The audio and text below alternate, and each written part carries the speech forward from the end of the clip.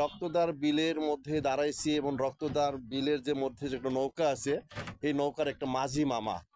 আর এই মাঝি মামার কাছ থেকে আপনারা কিছু শোনেন। আসসালামু আলাইকুম।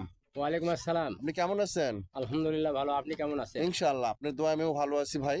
তো যাই হোক, এখান থেকে আপনি নৌকা নিয়ে কত দূর পর্যন্ত যাতায়াত করেন? এখান থেকে এই জায়গাটার নাম রক্তদহবিল, হাতিরপুল রক্তদহবিল পর্যটন এলাকা ও পাখিপল্লী। জি। এখান থেকে আমরা ঘুরাবেন আস্তে আস্তে হুম। আস্তে আস্তে এখান থেকে উত্তর দিকে প্রায় 2 কিলোমিটার উত্তরে এটা রাজশাহী বিভাগ এবং রংপুর বিভাগে বিভক্ত এই রক্তদহবিল, এবং নওগাঁ জেলা এবং বগুড়া জেলায় বিভাগে জেলায় দুই জেলা মিলায় এই রক্তদহবিল, এবং রানীনগর থানা এবং হলো আদমদিঘি থানায়, এই দুই থানায় অবস্থিত এই রক্তদহবিল। এই রক্তদহবিল বহু পুরানা ইতিহাস। এখানে বহু ওই মোগল আমলে বা রাজার আমলে এখানে এক সময় এক যুদ্ধে এখানে বহু রক্তাক্ত অবস্থায় তার থেকে এই নামকরণ হয়ে যায় রক্তদহবিল।